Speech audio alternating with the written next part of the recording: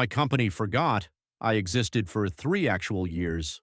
They kept paying my $75,000 salary every single month, but they deleted my login, my email, and my desk. When they finally found out, they didn't apologize. They tried to sue me for $200,000 in unearned wages. That was their first mistake, and by the time I was done with them, I didn't just have my salary, I had the CEO's job, or at least the satisfaction of watching him lose his. It started during the great restructuring of 2023.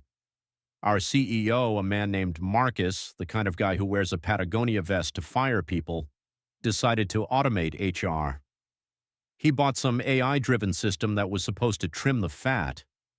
One Monday, I tried to log in and it said user not found. I went to my manager, but he'd been fired that morning. I went to HR, but the office was literally empty, just a QR code on the door pointing to a support bot that didn't work. For the first 6 months, I stayed ready.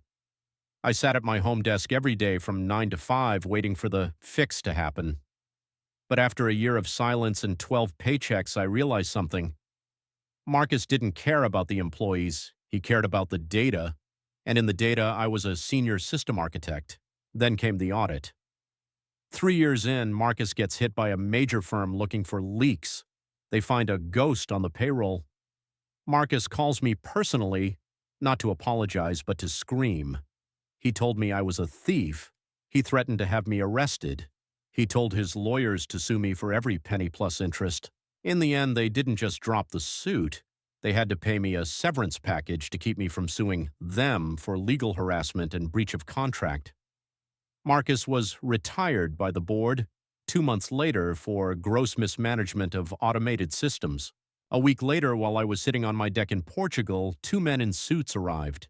They had coordinated with local authorities to serve me with a lawsuit from the Verity Group for the tune of $225,000 plus legal fees, interest, and damages to corporate reputation.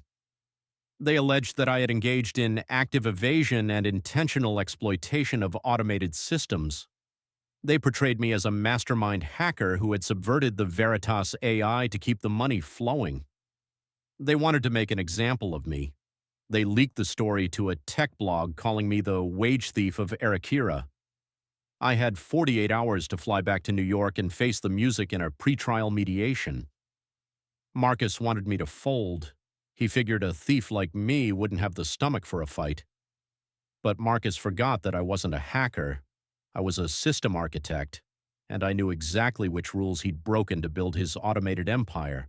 The mediation was held in a glass-walled conference room on the 50th floor of a Midtown skyscraper. Marcus was there in person, sitting at the head of the table in another one of those Patagonia vests. He looked at me with pure disgust. His lawyers, 4 guys in $5,000 suits, laid out their case. They showed the logs of my missing badge swipes. They showed the lack of VPN activity. They showed the receipts from my house in Portugal. He took the money and fled the country, his lead attorney said. It's a slam dunk case for criminal fraud. Marcus leaned forward, smirking. Give it all back, confess to the audit team that you tricked the system, and maybe I won't push for jail time. I just want my audit to be clean. You're a bug in my system, and I'm here to delete you. I didn't say a word. I didn't even look at Marcus. I just reached into my bag and slid 3 folders across the table. Folder 1, the 3 certified letters from 2023, along with the signed delivery receipts from their own mailroom. I pointed to the signature of their own HR clerk. I reported the error 3 times, I said quietly. You chose to ignore it. Folder 2, a 400-page time-stamped log of my private server. Every single automated task email I had replied to. Every under-review status update. I was available for work every single day, I explained.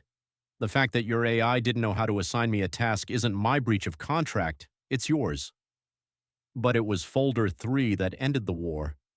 It was a copy of the restructuring manifesto Marcus had signed and distributed to the board in 2023. I pointed to section 12.4, which Marcus himself had drafted to justify firing so many people. It stated crystal clear, Any employee whose digital credentials are suspended during the transition shall be placed on mandatory paid administrative standby until a human auditor manually reviews their status. Marcus turned the color of a ripe tomato. The room went dead silent. Marcus's own lead attorney picked up folder 3, read the section, and then looked at Marcus with a face of pure horror. He whispered something to Marcus that I'll never forget. He's not a thief. He's a billionaire's nightmare.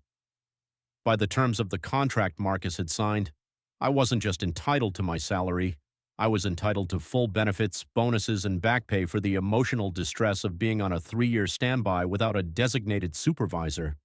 They didn't just drop the lawsuit. They were terrified I'd take the restructuring manifesto to the other 400 employees they'd illegally fired that year. They offered me a settlement, a 7-figure settlement to sign an NDA and go back to Portugal forever. I took it. But my favorite part wasn't the money. It was the email I received a month later. Marcus had been invited by the board to pursue other opportunities.